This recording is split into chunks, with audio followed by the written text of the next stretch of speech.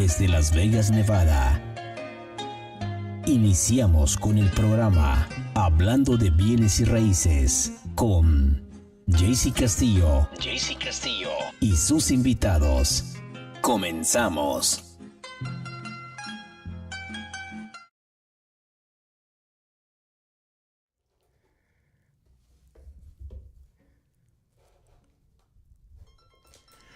Muy buenos días, Las Vegas. ¿Cómo están? Yo soy Castillo. Estamos comenzando su programa de Hablando de Bienes Raíces con Castillo, sus invitados. We are here in studio with, we're in the Lawyer's Title studio, and we have a special guest today. I think the conversation is going to be phenomenal because the last 5 minutes that we've been talking has been awesome. So I wanted to go ahead and introduce you guys to my guest here, and I have Darian. Darian, good morning. How are you? Good morning. Good. How's it going, Darian? 2 cups of coffee in. We are feeling all right. Perfect. So, Darian, can you please give me your name, your last name, what company you work for, and how long you've been in the industry? Yeah. So, Darian Trillo, and I'm with JFK Financial. I'm a mortgage originator over there, and I've been in the industry for 5-6 years. Perfect. So, we were talking off the air, and we were just, getting to know each other. We've known each other for a while. We met through NAREP, and it's funny because you get to see a lot of people in the industry, but you really don't get to know them. Yeah. Right. And especially because of social media, you kind of follow each other and you see what's going on and everything. But, talking with you off the air, it really blew my mind because and I don't think a lot of people know this. And again, you're welcome to share whatever you want to share. But I was asking you how you got in the industry and just giving me your background. But let's start with how you got started with your hometown life, that you decided, hey, I got to do something different. Because I think this is fascinating because we were talking about, right, in the Hispanic community, we never are taught how to handle finances. Right. And you at a very early age, you're like, I know exactly what I want, right? Can you share that story for us, really? Yeah, absolutely. So growing up, my dad was in the Marines, so we moved around a lot. Mm-hmm.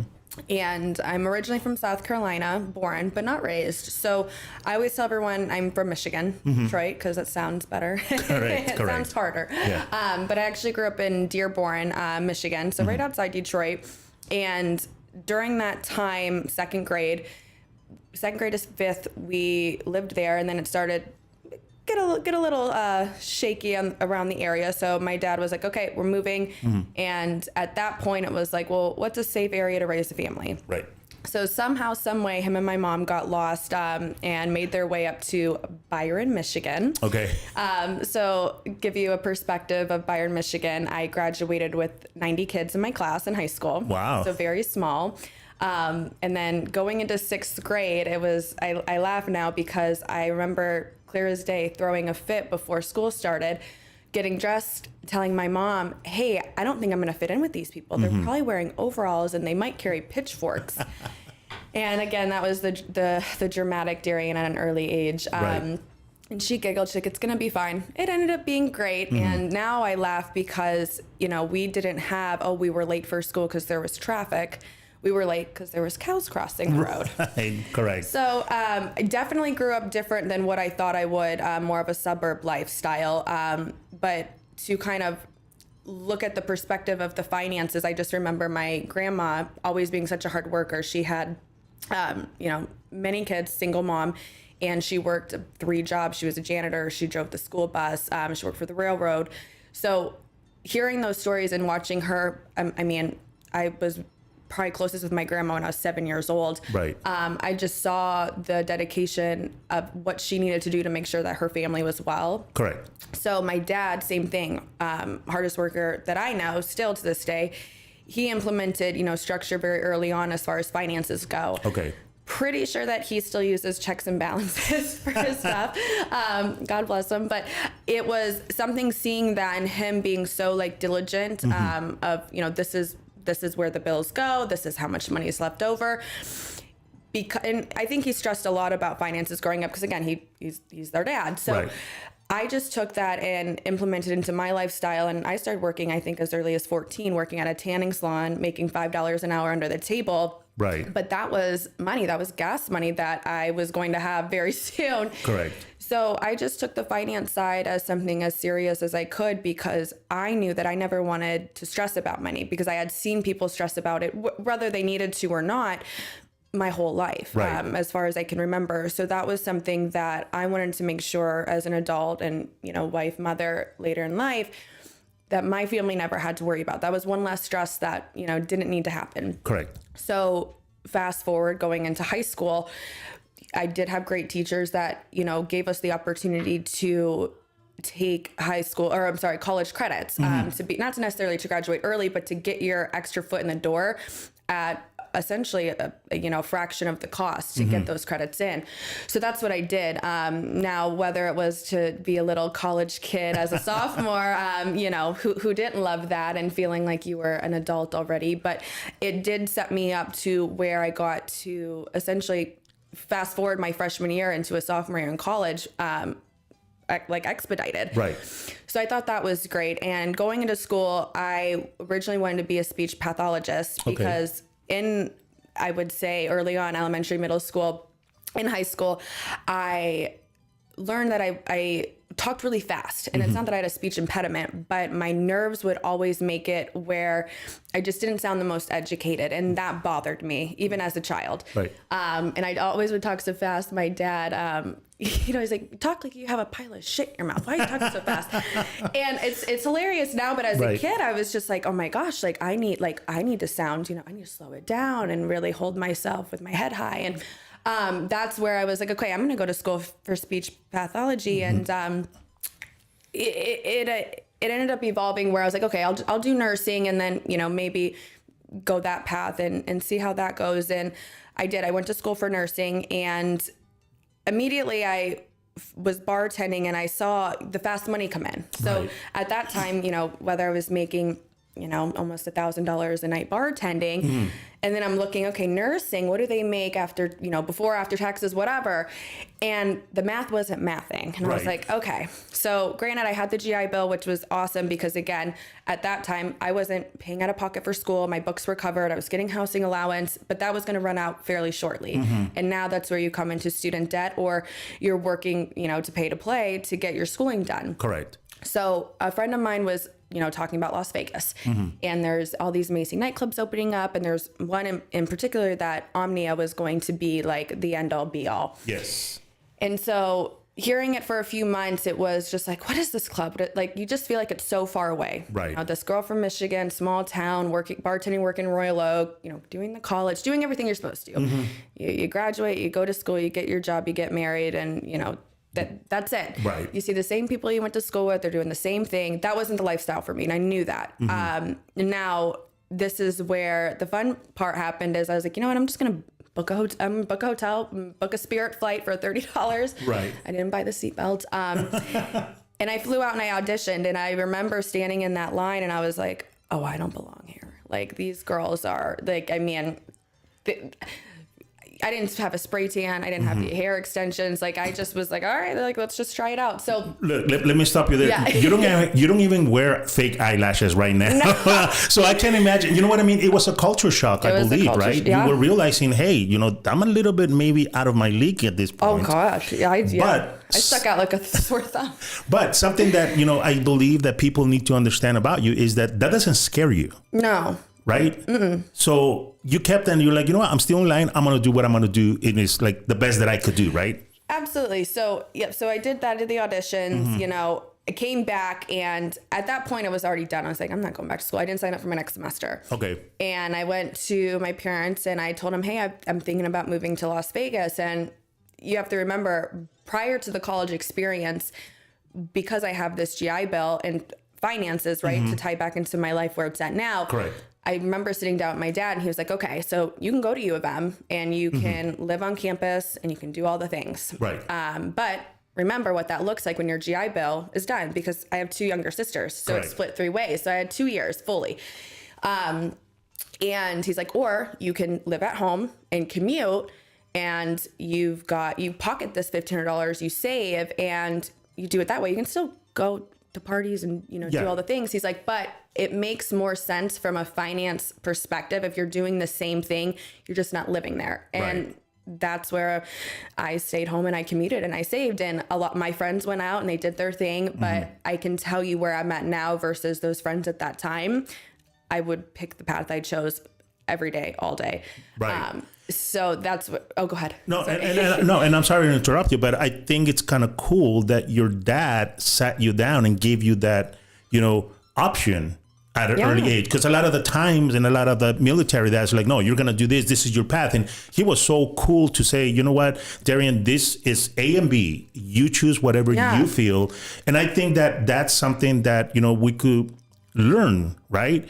A lot of the times we want to go ahead and direct what we want to do. But sometimes, and I think this is, and it's going to tie down later to the conversation, is that, you're literally looking for the best option financially. And you decided that was the best, and you said, this is what I'm going to do. And you went with it, right? Absolutely. And that's where, again, that conversation, I mean, I could have, listen, as a kid, I could have just been like, I'm not listening to you. It'll be fine. It'll work out. But because when I've looked at, again, back to my grandma, seeing how everything was going, my dad, finances, it was like, no, you're right. Like, this is going to be the real world. And yes, I'm going to miss out on some things, but I'm still going to have the college experience if I want it. Correct. So now I come home from Vegas and I tell my parents, hey, I think I'm moving to Vegas and I'm done with nursing.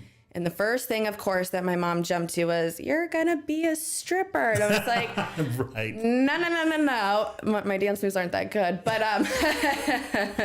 I was like, no, Mom, like, it's called a cocktail server. Like, you serve these bottles. And again, I was like, these girls are making 6 figures and they're working 2-3 days a week. Now and I told him, I said, I might be going back to school, but right now I'm pausing. Like, I've done everything very calculated. Correct. I'm going to take a risk on something because my purpose in life wasn't just to be a nurse, follow the straight line and do that path that they forced down your throat as, early as you can remember. Right. So I was like, I'm going to take a risk and we're going to just do it. And so got my little 1-bedroom apartment, drove across, the country to Vegas, and it ended up working out. Right. So once I got settled, I remember, because again, that stayed in my head of, oh, you're just going to be a dancer and what are people going to think? So I flew my mom out to see where I lived, and I took her actually out to a club, and she was dancing, having a great time. She's like, this is awesome. Okay. And I was like, you see? So that's kind of where I had walked away from school, which about 2 years into Vegas, I went to my now husband, boyfriend at the time, was like, I think I'm going to go back and finish my nursing degree. And he was like, okay. He's like, I'll support you in whatever you do. Right. But now you're taking a pay cut. So you're used to making this money. Yes. So back to finances. Do you really want to essentially shave off $30,000, $40,000 of that in theory? I was like, no, but I don't want to do this forever. And I'm only 2 years in. So not that I was ready to go, but I knew that this wasn't my long-term game. It had got me to what I needed. I had bought a house when I was 22. But there was, I had that itch of like, there's something else. There's something next. Like, what's my next thing? I'm not content. And that's one of my big blessings, but downfalls is I'm never happy or content with anything. Like, there's always something next for me. Right. And so that's where he's like, well, go ahead, sign up for your classes, do what you had to do. And I did everything, signed up, went to orientation, and then came back that night and started my little, pros and cons list. Didn't end up going back to nursing school. Okay.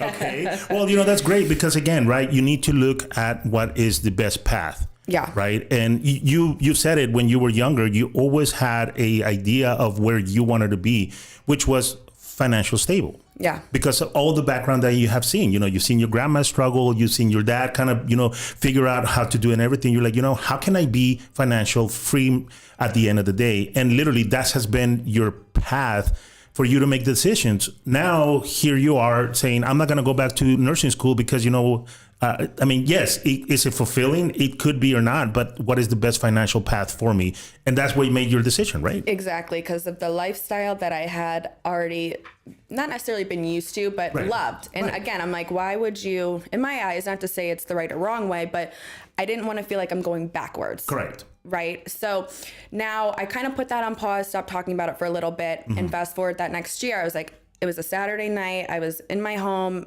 We were getting ready. We were remodeling a new home that me and my husband had just bought. And I told him, I was like, I'm not going to work tonight. And he's like, what do you mean you're not going to work today? I was like, just not feeling it. And so I took the text, and taking the text means you don't want to work that night. And I laid in bed with my laptop, and I just started searching. I was like, what do I want to do? And that was really eating me alive, because I'm like, I just don't know. And I hate not knowing. Right.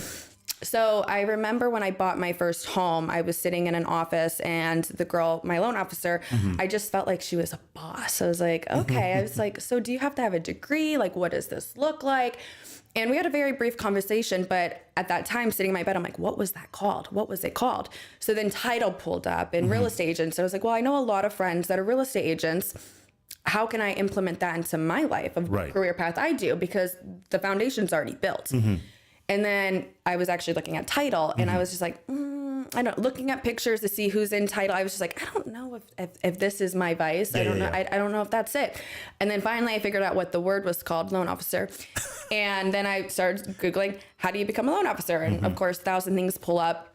And I was like, you know what? Like, at the time, like, my husband was buying investment properties when nobody was in his culture of work life. Right. And so I was like, well, that could be kind of cool. Like, if we're tying it in, and again, we're remodeling a house. So I was like, all right, screw it. Let's try it. Like, I saw how much it was just to do the courses and things. I was like, oh, I got that. No problem. Right. So I didn't tell anybody. I didn't, I kind of briefly talked to him about it, but I signed up, and, cause I'm somebody that if you're going to be about it, don't just talk about it. So I would rather do it secretly, and then once I'm done, be like, this is what I do now. Right. Cause God forbid you don't move forward, and then you just become that person that's all talk. Yeah. I couldn't do that. That's not me. And can you say that maybe that's, a relationship or, a thing that you learn from your dad, that your dad is a must thing, your dad's mentality, because he's a military, is like, it's got to get done regardless. It's got to get done one way or another. Do you think that maybe that's kind of like where you feel like, you know what, I'd rather just get it done and then tell everybody what's happening? I would tell you, my dad, he is somebody that, again, if he says he's going to do something, he's going to do it. Right. And that's something that comes from the Marine Corps. I mean, it's, hey, if you say you're going to be there, you better be there, and you better be there early. Yeah. Even with sports, I mean, he was very, if you committed, this is what you're doing.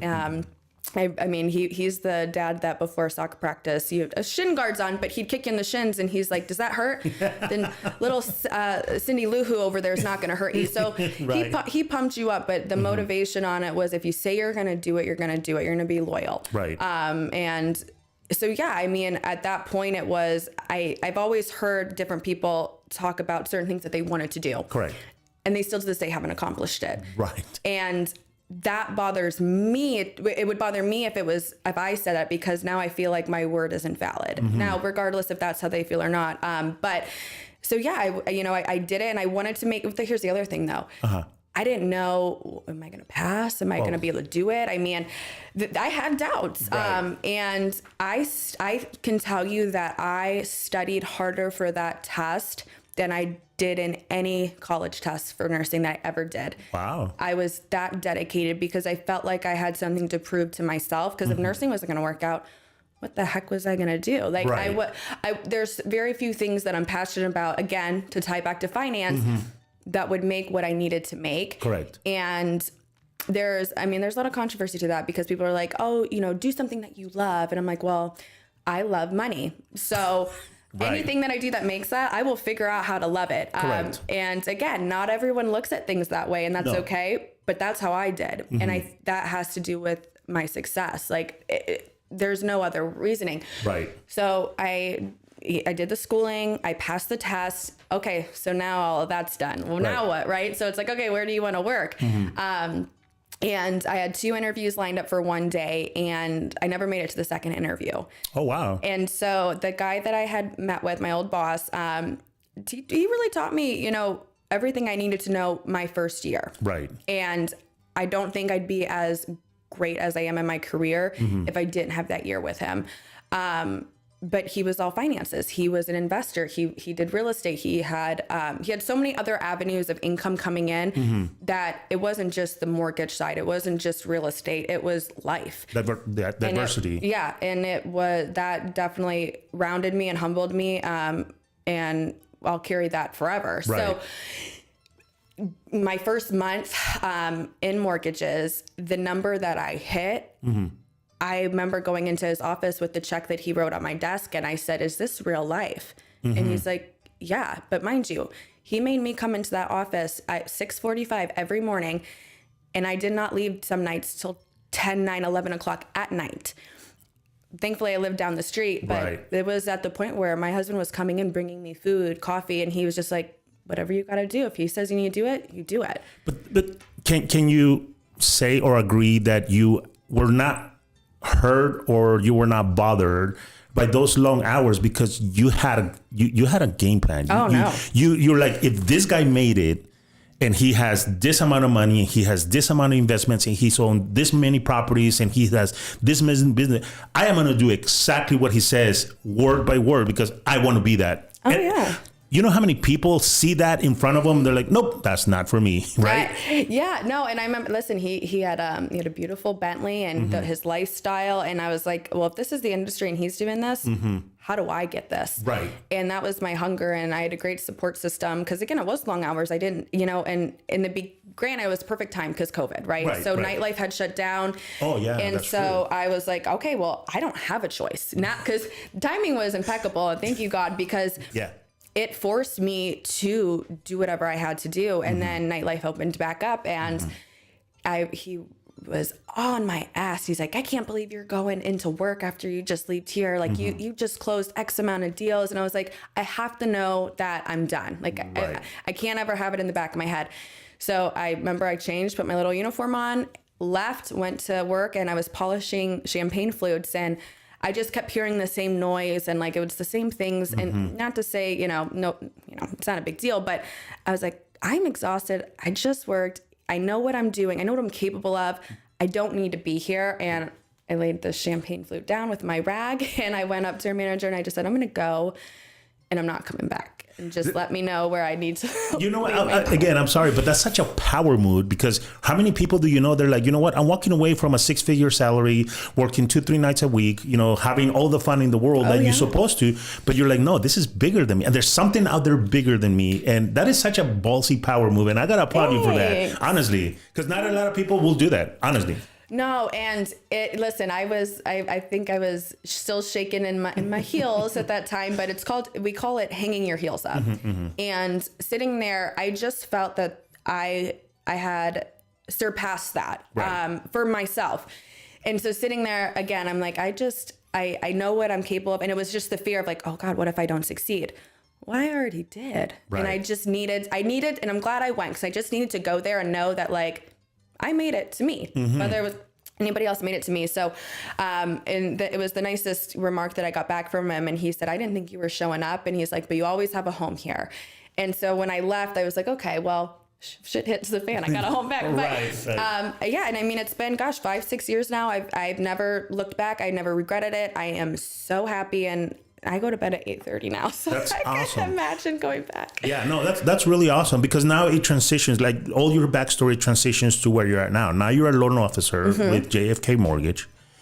Your transactions last year speaks volumes. Yeah. Because, well, a lot of people are like, "Oh my God, the business sucks. Oh my God." But you're just kicking ass every single month, right? Yeah. But it's because of the same thing that you're saying. You can't have the mentality. You are like, I am going to find it wherever it's at. But I think what separates you from everybody else is that you understand where people are coming from because you have gone through that struggle, right? Yeah. If somebody comes in and I'm a single dad and I have, $20,000 saved, I'm like, "Hey, I want to be able to purchase a home." You're kind of, we were talking about this earlier. You're kind of, empathize with this person and really sit in their shoes and saying, how can I maximize this amount of money to get them into a home?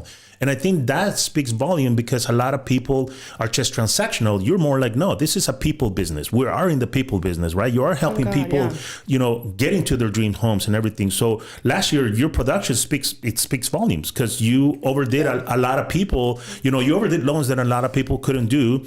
And your satisfaction is, hey, yeah, we closed that deal. Absolutely. No, I'll never be it's the same thing with nightlife. Like I was that girl at some point, like, oh my gosh, it's slow. We're not going to make any money tonight. Well, not making any money tonight is a lot of money, no matter which way you look at it. But I remember, I think that was kind of my tail end, where it was just like, we're always complaining, oh, it's not busy. Oh, minimums are too low. And so when I got into mortgages, it was when all the noise, oh, the market's going to crash and this. And I was just like, no, it's not. No, it's not. Because the moment you put that in the universe, believe it or not, I feel like regardless if the outside does crash, you're crashing yourself. So even when we had the rates in the twos and everyone was busy, everyone and their mom could do a refi or a loan. Right. I was working on non-qualified mortgages and learning how to master them. Okay. Granted, at the time, reading and doing research and my due diligence on it didn't make me $1 at the time. I was having loans closing that were your cookie cutter traditional. Right. But I knew that time was going to end, and it was going to end sooner than we thought. And regardless if people lost their jobs, got back into their jobs, there's so many different layers to how to build a file. But I knew that non-qualified mortgages was going to be the new thing that you had to do. And if you didn't do it, you're losing money. Right. And I can tell you that once our rates started to spike up, and they spiked up quick. Yes. I had clients that I was closing that wouldn't have closed traditionally that did non-QM. And that was probably half of my production at the time. So imagine cutting your money into half and just being okay with it. And that's where people, I think, struggled and got down on themselves or left the industry completely. Yes. Because you had to pivot. You have to be that next step or 2 steps ahead. And so even fast forward and back last year, like my production wasn't where it was the year prior. Right. But I was very happy with my team and what we did and accomplished, because again, I did see a lot of people pull out. I mean, there's a lot of licenses that weren't renewed this year. And this year we're on track to do even more. And that just excites me, because I look at my team, and the better and harder that I work, the harder they work, but the more money they make for their families. And I think it's amazing to see, I've had the same partner. I call him partner. I don't even call him assistant. And because he is my partner. He's been with me since I started. And that kid in the beginning was very quiet, and you didn't know he was struggling, but he was not even living paycheck to paycheck. Like he was like, there's times I had negative dollars in my account, but he stuck with it. And when I moved companies, he was the first person to be like, can I go with you? And I'm like, yep, let's do it. And now he is buying his first home. Nice. He is making over 6 figures, and to see him progress, because he started with me when he was 19 years old. Oh, wow. 18 years old. And so to see him transform, I've just like, I don't know, I'm like mama bear like now to him, and I'm like, no, like you're gonna, like, I got you. So it's nice to see, and it warms my heart that they trust me. Like they're like, we know where we're going with you. Right. So it really, the dynamic of my team is family and love, and we've got each other's backs. But to get through the hard times, you have to have that, because when they hear the outside noise, they're coming to me like, should I find another job? Heck no. Right. I'm not failing. I was like, you see what I have to do. I said, if I don't fail, you don't fail. So as long as we put the effort in together, we're good. Right. And I love that. I love that, because I know that a lot of teams fail because of lack of leadership. Yeah. And I believe, and we were, again, talking outside the air, I believe that your mindset of how to become a team leader has given you the opportunity to surround yourself with people that, first of all, trust you. Yeah. And they believe in you. And then with you feeding off of that, and it gives you that power of saying, I got to go kick ass because I got somebody behind me that, I need to support with, right? And we were talking about how a lot of the times leaders, like to delegate, but also then they micromanage, and you're like, no, that's not me. I want to make sure that, they know what they're doing, but then I'm going to follow up with them later on in a positive way. Can you explain to us that manner? Because that makes a big difference when people are happy working with you. Because I know people that are making a lot of money and they're miserable, but they're there because of the money, not because they want to help their team leader get to the next level. Absolutely. So to touch on that, making the money, but not happy with the leader, that's essentially why I went to a new company, and I've been with this company ever since. Is like I told you, everything I needed to know for my first year, I did, and it was amazing, and I don't regret anything. Right. But my new company, and my boss, my leaders, my Casey and John, they were the ones that really sat me down and like, if this is going to be your career, this is how we evolve. And they've had my back since year 2 to now and still. And they made it where I loved the workplace, and they made it where I saw what a true leader should be and how you treat people. And that's what soared me to the next level. And so to chat on that, it's just, I think it's big on the leader part. And that's where, when I saw how they treated me and explained to me of like, this is the next step, I implemented that in my team. But on the delegation part, there's so many, I mean, I just told you yesterday, I think I did upwards of 30 phone calls with true clients that are going to be buying houses, whether it's today or next year. But I can't do that and build the files and make sure underwritings go and signings and everything else that goes into it, the process.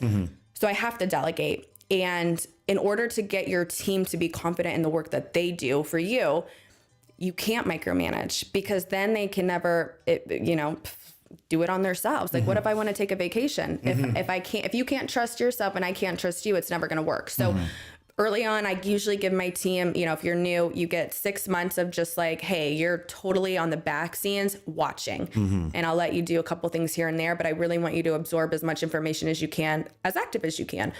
6 months to the 12, that's where you're getting on the phones with me. Like, you're going to be listening, you're going to be chiming in. And then from there on, once I delegate after that year, my hands are off. And so at the end of the day, I'll send follow-up emails as just like a friendly touch of like, hey, here's the list of, everybody. And then, I'll see the email chains, I'll comment on it, and then I'll send it out. And that next morning, it's kind of like, here's the next update. So now I can kind of redo my list of what I'm delegating out. But yeah, if I micromanage, I think you're taking away from the confidence and trust in your team. And if they don't have that, you shouldn't have a team. No, I totally agree with you, because I know a lot of team leaders that, especially in real estate, every single transaction that the team it goes under his name, because obviously they'll do 200 plus transactions. Right. But when you really look down at the nitty gritty, it's like, no, you only did 20% of that whole total. Yeah, your name is in everything, but and I think that is not being a team leader. I think being a team leader is you're duplicating what you've learned to create future team leaders. Because I mean, you're a young woman, you have a young family. I think at one point you're gonna be like, you know what, I am gonna go ahead and probably this is the career path for me for the rest of my life. But you're gonna slow down a little bit, and you're gonna have to create your meaning use, right? You're gonna have to create your people that you believe and you trust with, where maybe you have 10, 15 people in your team, but you have those 2 team leaders that do exactly what you do, and you've trained them. Yeah. And I think that's the bottom line of success. Absolutely. Yeah. It's funny. I actually posted last night. I saw this meme, if you will, and it something along the lines of, you burning yourself out isn't success. It's if you're at the point essentially where you've done everything and you're very successful, but you're taking away, let's just say, from family time. Are you really that successful? So that's something that I've been working on the last 2 years is, yes, I can do more volumes and add more agents and our pipeline could be nuts. But if that's taking time away from my husband and children, am I really that successful? And that's a selfish thing that in the beginning, like with my son, I went back to work 6 days later after giving birth. Wow. And that is a big regret, because I missed out on just being there. And it's something that's where I woke up and was like, okay, I need to switch up my systems a little bit. So I will say that I have let go a lot of responsibilities. I've increased bonuses and pay, so that way I can leave, come and go as I please. Things are getting done. My agents know zero difference, but it's leading up to that next step of, hey, you guys are going to now start doing client calls, and I'm going to be a little bit even more behind the scenes, still making sure production and agents are all happy, but being more of the fluffer versus on the ground. Because again, I want to grow my family more. We want to continue the finances increase, but I also want to make sure that I'm taking as much time in the day as I can to be mommy. Right. No, and again, right, you're single, and you and your husband or boyfriend at the time, you were like, okay, we have a plan, which is we're gonna make money. And you guys figured out a way, and you guys are like, all right, we're making money. He got into the turning flips, right? Getting into flips, getting into purchasing properties. when you have a kid, your life turns around. Right? It changes, and for the people that don't have kids, they don't realize this, but, they become a priority. And when you have money, it's easier. And when you don't have money, it's not that it's harder, but you just gotta, work a little bit harder because they're so small that anything makes them happy. Yeah. But you as a parent, seeing them having a future that is stable, it makes you a lot happier. Like, you know what, I could get this done and then we could have more kids. And your perspective of life starts changing. You don't slow down. No. Because, you worked very hard to have what you have. But now your family time is first instead of, real estate, and instead of mortgages, instead of, doing all of this. And there's people out there that cannot do that balance. I mean, again, you're very young. Your husband got into, investments. How can you teach or, how can you make sure that your kids understand that part of the business and continue this, family wealth, continue this family growth? Because a lot of the times, it doesn't transition correctly.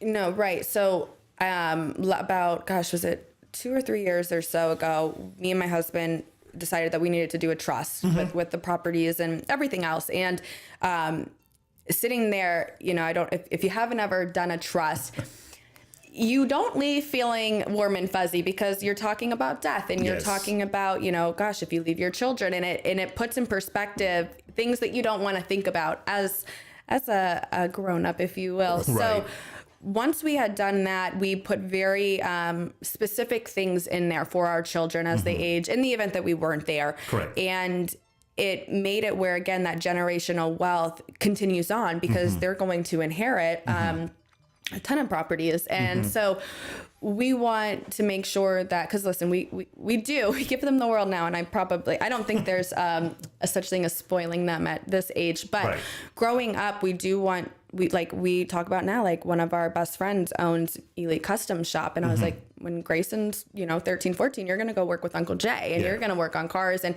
you're going to get your hands dirty, because I don't want them to turn out to be, these, trust fund babies, if you will, that don't know how to manage their finances. So between my husband and I think that we're going to not only set them up for success and a prosperous life, but we're going to teach them, what hard work is and make sure that they understand the value, really of a dollar, and how we got to where we're at. Because at some point, we don't know what the next 20 years is going to look like for our housing market. Correct. And that was something that made me nervous. Just being pregnant with my first child, I'm like, oh my God, are they going to be able to buy a home? And I'm like, well, you've got all these, to be able to kind of maneuver and manipulate. But what we're going to do with our kids is, again, at an early age, they are going to be working, the schooling aspect of sports and, managing a lifestyle that they want, it comes with a cost. So I know we're excited to be able to do that, but we have very specific ideas for what they're going to be doing. But the generational wealth is going to be implemented 100%, because again, at the end of the day, I don't, we pass and you have all this, stuff, you just offload, sell, and go live your best life. Like that's not what we worked hard for to do, was to set them up. Darian, you will be surprised, especially in us in the title side, how many times there's death in the family, there's a trust sale, they're getting X amount of dollars, in the trust deed, in the sale of the home. The people that are inheriting that money, they're just like, okay, great, it's extra money. And they don't realize the hard work that the parents put into it. It's like they're not attached to that money because, the parents never taught them to be understanding about money. You have to have a lot of respect to money. Money is money, great.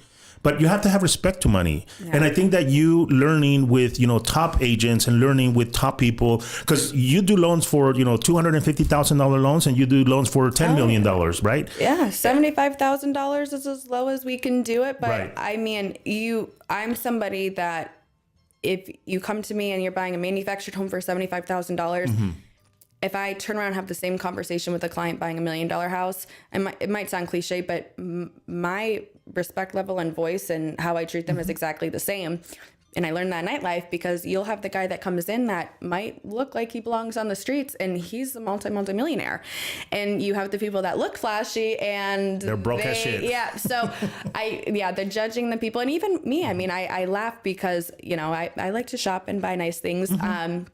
But I noticed a huge difference. I could walk into the same store, sweatpants, hair up, with no bag, nothing.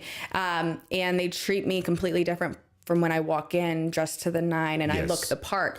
And I think that to me, I'm just like, I never want anyone to feel like that. So. Right. No, and I think that's awesome because, again, you know, you deal with a lot of people, you deal with multitude, different types of people.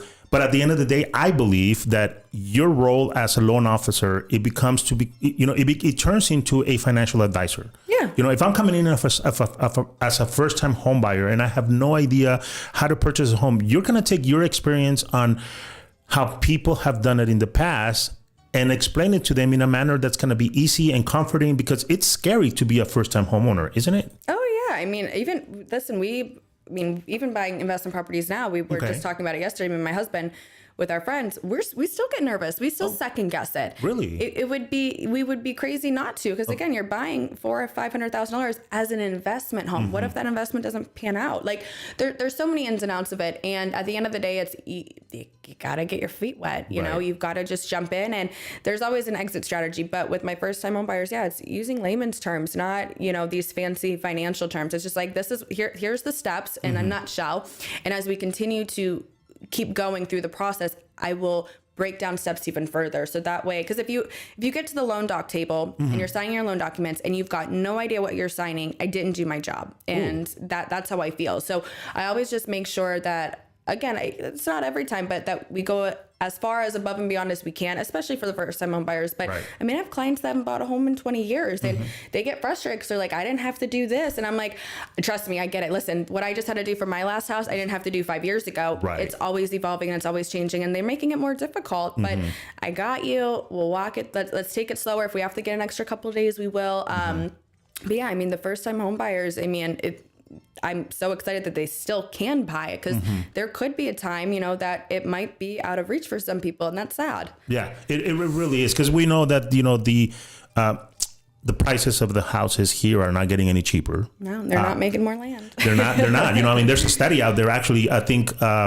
the planning commissioner for the city of Las Vegas came out with a report like 2 weeks ago that says by 2032 we don't have any more land. Yeah. I mean, that's, you know, 7 years from now, we're going to be maxed out with our land. Now they're saying that I need to go buy another property right now. I would, you know, and I guess the message to our consumers that are looking, I said, you know what, if you're standing in the silence saying, oh, maybe I should wait till the market. Look, you know what, dude, once the train leaves, you're not going to catch Train's it. left the station, honey. Well, and that's where I don't get frustrated, but I am also somebody that my time is valuable. Yeah. So if I take your time valuable, so don't waste my time and I won't waste yours. But if you just want to have the conversation and you've been having the same conversation for a year, 2, 3 years, nothing's going to change. So when you're ready, call me, you know where and I don't say that with ill will. It's just, if you're not ready, somebody else will be, and I will help them. Yes. And maybe you'll call, maybe you won't. But yeah, I mean, I'm still buying. I have a house right now that my rate is 7.99. And I'm the loan officer. And, you know, it was terrifying. And my husband was like, are you sure you want to do this? And I'm like, you're getting a house for under $400,000 that's beautiful in a great area. Yeah. Screw the rate. Like, you will refi, but you're not going to get that purchase price. So, and it worked out. That house is doing very well. But I mean, that's where I tell my clients all the time, like, no BS. I'm buying houses right now. I'm under escrow. My goal is every year, minimum goal is to buy 2 houses a year. Nice. And there's there's a certain bank account that's where those funds come from. And when we find an opportunity, we jump. Payment and stuff is irrelevant as long as you're okay with taking whatever the loss is on it. It's a write-off. You know what? I love that, because there's very few people that speaks the truth. Yeah. You know, all the loan officers like, oh, you know, look, we've all seen and we all heard of people during COVID when the interest rate was 3.5%, the houses were still the houses were still $250,000. I'm gonna wait till the market bottoms out. 1%, and it doesn't happen. You know, it does not happen. So the deal is that if right now you are in the moment that says maybe I should buy, you should be looking at every single opportunity out there to purchase. If you can afford it, you need to do it and pull the trigger. I don't care if it's a townhouse, a condo. I don't care if you love the house, hate the house. You're renting, anything is better than that, in my opinion. Yes. Now, again, we can have a game plan. And that's what I tell my clients, because I don't look at, like, if you can buy a primary home, live in it for a year and then upgrade, whether it's 50,000 or 75 or whatever the number looks like, Correct. and continue just to do that. And guess what? Everything you just did now turns into your investment portfolio. Exactly. And you did it with 3.5%, 5% down, whatever that looks like. But a lot of clients think, oh, it's just one and done. This is the forever home. And I used to think forever home was a thing, because that was, what my parents and, family had said. And my husband's the one that's like, even in our house now, I'm like, oh, this is it. I love our home. He's like, oh no, this isn't our forever home. He's right. like, you see that one on the mountains with the view? And I'm like, oh gosh. So, but it keeps me motivated. Yes. But that's where, you just turn it into investments. And 10 years from now, not only do you have your 401k and your retirement, but now you have a ROI on all these properties, and that's also your retirement right there. It's passive income coming through. And even if it's only 2 homes, even if it's the home that you live in and an extra home, that's extra money that you did not have, years ago. So again, the understanding of, can I make those payments? Can I afford the payments to jump into the real estate market right now should be your priority. Yeah. And, that conversation, I'm pretty sure is fairly easy to have with you, and saying, hey, this is how much money I have. This is how much money I make. This is how much money in debt I have. Can you figure out what kind of payment do I have, right? And it's, what I'll leave you with too is I have, in the last probably 4 years, I haven't done any down payment assistance programs. Okay. And it's not because I don't do them. I do. But what I have found is, number one, anytime you're asking governments or state for something, even IRS, look how long it takes them. It takes longer to close. Usually they're increasing the rates to give. There's no such thing as a free lunch. Nope. So what I'm doing right now for my clients that truly just don't have the funds and we're having to get seller credit, but they don't have a down payment, they've got enough for earnest money, we're doing 100% financing. Oh. It looks and feels the same. The rates are better. Yeah. But the down payment's forgiven after 3 years. So yes, you can't refi, but you're still being able to get into that house in a quicker close of escrow for 3 weeks versus maybe 5 or 6 weeks. Yes. So I will say I'm pivoting a little bit more to that, because these first time home buyers right now don't have the funds of what it takes for a normal loan. So I pivoted my business a little bit on the model to be more, I guess, helpful when it comes to that, versus like, okay, you don't have the funds, like this product's not going to work for you. But little things like that to actually take that step forward, and regardless if, it works or not for them at that time, at least it's another option. But it's not your same song and dance of, buy a house with $0. It's not a thing. Like, you have to have a couple dollars to buy a house. So the song and dance just to get the clickbait, I'm sick of it. No. It doesn't work that way. No, and listen, I appreciate that, because we know, and you guys know who you are, that, they're like, 0 down payment, calm down, and, interest rate of 4. And then they call me and they're like, no, I thought you could buy a house. And I'm like, how are you going to make your mortgage payment the following month? Just for, Exactly. So the bottom line is this, and I've learned something here, because I had somebody that does, financial planning. He said, a lot of the people say, I don't have money for my down payment. And then when we look at their, bank statements, and we look at their, paycheck stubs and everything, we see a $25,000 401k account that could be used for Absolutely. a down payment. Oh yeah, we use 401ks all the time. And if you're doing it for a house, again, not a CPA, but a lot of times some of the 401ks, the description in there is you don't have to pay tax if you're using it for a house. Some of them, not all of them. Yeah. But yeah, that's why when people are like, why are you asking me for my 401k? And I'm like, ding, ding, ding. Because if we're short funds, or you have the opportunity, maybe you want your payment a certain dollar amount, I can pull from there and, kind of be a little bit more creative with that being said. So yeah, it's all relative. And I mean, right now I'm helping a lot of my clients and agents with their taxes. Not that I'm doing them, but I'm helping guide them to say, okay, if you want to buy X purchase price, you need to show X dollar. Exactly. And how do you do that? Well, if you're self-employed in the taxes and you're writing everything off under the sun, you're going to take a little bit of a bite this year, but next year go back doing whatever you're doing. But this way we can get you into that home. Yeah. So there's so many ins and outs, and this industry is fascinating, because if there's a will, there's a way, whether it's traditional financing or non-qualified mortgages. And that's something that when I talk to them, they're like, oh, this other person told me I can't do it. And I'm like, well, not that they're bad, but they just might not have that product, or they might not be educated enough. So that's where I think I built my business, very fast and strong with that, because a lot of people have said, oh, you're closing things that others can't. It's not because I'm doing anything wrong. Right. It's just I done my homework and I know how to get certain products to the finish line. Right. And working for your company, I am assuming that, your company has specific loans that you guys carry, right? It's loans that you guys could go ahead and, make it a little bit easier if it's an in-house loan or an in-house product than, shopping it out there. Absolutely. Because we know all the people come and shop around like, I want to get the lowest interest. Well, pretty much everybody has the same rates. Yeah, right. I mean, and people might hate me for this, but I feel like truly rates are irrelevant because they're within certain margins. Yes. I mean, it is what it is. However, though, it's the surface side. I mean, if you want to call me at 9:00 at night and you're my client, there's a good chance, as long as I'm not sleeping, I'm answering.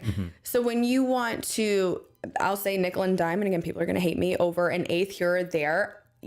Are they answering their phone? Right. Or are they 9 to 5? And let's be honest, are they 9 to 4:45? Because it's just, I think that's something that a lot of people fail. It's like you get what you pay for. And it's not that anything is astronomical, but you can shop around and you can beat up people for, $1.99 here or there. But the service that I provide in the education, it's not transactional. Like I have repeat clients and that speaks volumes because a lot of people are one and done. And that's great. And you might be successful for, years to come. But what happens if we do have a slower year? Those repeat clients are your bread and butter because they're referring you out. So if you're not doing the service that you said that you would provide, you're not getting their referrals. And again, I look at it from a perspective of your return on your investment, whether you're buying leads or you're doing marketing shares, like those are real dollars being spent. So referrals, I look at as free money in my eyes because that dollar now that you spent to help out with whatever is now coming back tenfold because the service, because you can throw money all day, but if your service is awful, it's irrelevant. So you've got to have it all. Listen, I always tell my agents when I'm sitting down with them talking about marketing and farming and all of that stuff, the very first thing I ask them, I said, do you know why Kmart went out of business? Right. And they're like, why? What are you talking about? Like, Kmart was not pricing because Kmart was the cheapest. Yeah. It was because they had crappy customer service. And then Walmart came across literally every Walmart was right across the street from a Kmart. And when they first started back in the 2000s, what did they have? They had the elderly, lovely person coming in, handing out stickers. They just make you feel wonderful. Yeah. Everybody forgot. So if you have bad customer service, it doesn't matter how much money you throw at getting new clients. It's always going to be a revolving door. In your scenario, you have been able to partner up with not only your team, but with a great company that understands what you need to provide to your clients. And that's where you get the repeat business because it's great customer service, right? It's, having the knowledge that you have. Like you said, I got into this, non-conforming loans just to make sure that I have an opportunity to show and get people to get loans out there that might not be regular loans put together, right? Exactly. More like, think of it as like a hybrid. You can take, it's like you're taking the certain pieces of conforming loans and you're just kind of like merging it and like, this could work. Right. There you go. Yes. So no, it's the knowledge behind it. And again, being able to go to your director of operations, doors open. It's not, you don't need a meeting. You walk in, hey, here's my scenario. Can you brainstorm with me how we can get this done? Big corporate companies, they're great, but I don't think you get that. And that's why for me, I probably would never. I like the direct in-house, keep everything in and we go into the office. Yes, I'll work remote from home here or there, but there's a difference between, no matter how good you are, working from home and working in an office, completely different. Right. And what you can get done and what you have at your fingertips, because picking up a phone and calling someone, you might not be able to get a hold of them as fast as hey, I'm here, I'm right here. You have to see me now. Right, exactly. So they love and hate me for it, but it gets the job done. Well, listen, again, just your production speaks for itself, right? X amount of transactions in a year, having a team, not only that, and, we're really running out of time, but, partnering up with the good real estate agents out there makes a big difference as well. I would love to work with everybody, but I do pride and strive to work with the best of the best because it makes, and not to say I need my life to be easier, but it makes my life easier because we have the same values. Yes. There's a reason you're at the top and same thing, right? So I love who I work with. They're loyal. And I can also go and, grab a drink with them. We like each other because I think it's important. Again, we can do all the work in the world together. But if you don't love who you work with, I don't think the relationship is as strong, because what I've always told, my partners is I don't want the next cute blonde girl to walk in and sell you the dream and you leave me in a heartbeat. Like there needs to be foundation built. One of my longest agents that I've worked with, she's a beast and she gets blown up left and right. And she's like, is it that time of the, year again where loan officers are calling to get biz, take me to coffee? And I was like, it might be, I don't do that. But we always laugh. She's like, I love you. I'll never leave you. And, and we have our little side jokes about if we did, but, she, in the beginning, she was tough. She was like hesitant to work with me because I was newer, but and it still stands to this day. No one's going to outwork me. And if they are, what are they doing? Because I need to match that. I like that. So I think at the end of the day, not only having, the top of the best of the best, right, but keeping them. Yes. Keeping them is the hard part. Getting them, listen, that was also not easy. I put some work in with my partners, right. But it's keeping them, because you can get them, but you can lose them just as fast as you got them, regardless if they're your friend or not, and they love you. Business is business. Yes. So I really hold that dear to how I start and end my day, is just to make sure that they're getting what I told them they would. And I love that, because unfortunately you're only as good as your last deal. Yeah. And let's be, it sucks, but let's be honest. A lot of the times when you get a new client, they're going to give you probably the bottom of the barrel just to test you out and see how you handle that. And if you walk through that fire in, good faith, and you get it done and the client is happy, they're more likely to say, you know what, she could hang with us. Let's give her another chance. Yeah, she passed. Yeah. And that's where, the building the relationship's important, because you're not wrong. I just had, in something of that come up where we've had 30 amazing transactions, and there was one that was just a little bit icky for whatever the reason being. And that's what, dawned on me. I was like, okay. Like we're going to have a little conversation, because again, as much you don't get to see our side always, because we fluff it and everything's great, but there's a lot that goes into it. And I also think having healthy conversations, explaining that, sometimes enlightens your partner, regardless if it's title or agents. And I'm not afraid to have those conversations. Hey, this is what's going on. Just full transparency. We're going to get it done, but so you don't think it's something it's not. And again, communication's key. If you don't have communication, again, no matter how much fun we have out having drinks, coffee, whatever, your business model's flawed. Yes, definitely. Well, you know what, Darian, you're not going to believe this, but the hour is gone. Oh my goodness. So I really appreciate you taking the time to come down here and spend this hour with me and the audience. I love the information. Hopefully people, get to know you a little bit more. And if there's any agents out there looking for a good, solid, smart loan officer, I will hope that they will go ahead and contact you. Again, like I said, nobody, this is not, information that is private and everything. The numbers speak for themselves. So, I'm very proud of what you've done. Thank and you. I know you're going to rock it this year, because, you're already saying that you're already prepared for this 2025. So, Darian, again, give me your name, last name, phone number, social media, name of the company. How can people get a hold of you, please? Just put it at the bottom of the link now. So Darian Trillo, my number is 810-210-6159.